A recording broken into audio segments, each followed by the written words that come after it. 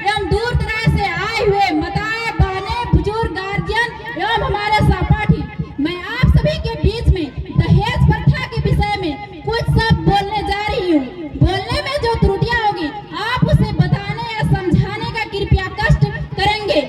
दहेज प्रथा देश और समाज दोनों के लिए अभिशाप है। आज के आधुनिक युग में भी लोगों द्वारा दहेज लिया जाता है। सरकार के लगातार कोशिश के बावजूद भी अभी तक भारत से दहेज प्रथा पूरी तरह से खत्म नहीं हो पाई है। दहेज प्रथा की रफ्तार और बहुत तेजी से बढ़ रही है। दहेज एक प्रकार की कैंसर जैसी बीमारी है जिसका लगातार प्रचार और प्रसार किया जा रहा है। The dowry system is a curse for both the country and society. In today's modern era, dowry is still taken and given by the people, despite the continuous of efforts government together completely eradicate from the India. The pace of dowry system is increasing very fast. The dowry is a type of cancer live disease which is continuously being promoted and spread. अगर हमें दहेज प्रथा को खत्म करना है तो हम सभी को मिलकर सामूहिक प्रयास करना होगा, तभी इस प्रथा को खत्म किया जा सकता है। आम जनता की जागरूकता के बिना इस प्रथा को खत्म करना बहुत मुश्किल है। सरकार चाहे कितने भी सख्त कानून या नियम बना ले, लेकिन लोग आज भी दहेज लेते और देते हैं। If we want to dowry system end together, then big all men to collective efforts, then big practice this ending can be ended.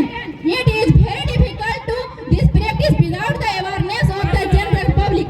No matter how many strict laws or rules the government makes, even today people take and give dowry. आप सभी जानते हैं कि दहेज प्रथा क्या प्रचलित है। मैं बताना चाहती हूँ कि इसके पीछे का कारण यह है कि हर लड़की के माता पिता का सपना होता है कि वो अपनी बेटी की शादी एक अच्छे लड़के से करे जो अच्छी नौकरी करे और जिसकी सैलरी भी अच्छी हो। ऐसे में अगर वह ऐसे लड़की की तलाश करते हैं तो लड़के वाले लड़की वालों से खूब दहेज की मांग करते हैं। इसके पीछे का कारण बताता है कि लड़की को पढ़ाने पर कितना खर्च किया गया है, जिसके बाद लड़का आज इस मुकाम पर पहुंच गया। दूसरी ओर लड़की के माता पिता को लगता है कि अगर उन्होंने दहेज देने से इनकार कर दिया तो इतना अच्छा लड़का उनके हाथ से जा सकता है। इन सभी मजबूरियों के कारण लड़की के माता पिता को दहेज देना पड़ता है। इसके अलावा लड़की के माता पिता का मानना है कि जितना अधिक वे देंगे उतना ही अपनी लड़की के लिए एक अच्छा लड़का मिलेगा। इस चक्कर में वे दहेज देने से पीछे नहीं हटते हैं, बल्कि मुंह मांगा दहेज देने को तैयार रहते हैं। लड़के दहेज क्यों लेते हैं? आज के समाज में जो व्यक्ति सबसे ज्यादा दहेज लेगा, समाज में सबसे ज्यादा प्रशंसा की जाती है। एक तरफ से लड़के के लिए दहेज लेना समाज में प्रतिष्ठा का प्रश्न है। अगर किसी लड़के को दहेज नहीं मिलता है तो लोग यह अनुमान लगा लेते हैं कि लड़के में जरूर कोई कमी होगी, इसलिए उन्हें दहेज नहीं मिला है। समाज की नजरों में अपनी झूठी शान बरकरार रखने के लिए लोग अधिक दहेज की मांग करते हैं। इसके अलावा लड़के के माता पिता को लगता है कि लड़के के पढ़ाई पर कितना खर्च किया गया है, जिसके बाद लड़का आज इस मुकाम पर पहुंच गया। अगर उन्हें यह पैसा पाना है तो उन्हें दहेज के रूप में पैसे लेने होंगे, ताकि वे जो पैसा लगाए वह पैसा उन्हें दुगने मुनाफे के साथ मिला। दहेज के कारण उत्पन्न होने वाली समस्याएं क्या है? दहेज लड़कियों के लिए एक प्रकार का वित्तीय बोझ है, क्योंकि इसका सबसे ज्यादा प्रभाव लड़कियों पर पड़ता है।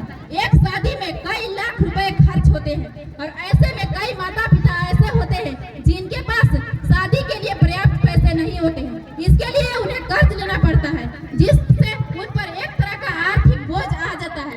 दहेज भ्रष्टाचार जैसी समस्याएं भी पैदा करता है, क्योंकि जब किसी के घर में कोई लड़की पैदा होती है तो उसकी माता पिता की सबसे पहली चिंता यही होती है कि जब लड़की बड़ी होगी तो उसकी शादी में कई लाख रुपए खर्च होंगे।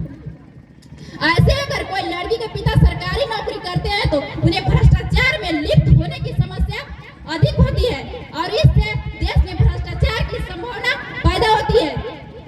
लड़कियों की सबसे ज्यादा परेशानी दहेज के लिए मायके से निकाल देने से होती है और उनके साथ मारपीट भी की जाती है। कभी कभी तो ससुराल वालों द्वारा लड़की को मार भी दिया जाता है।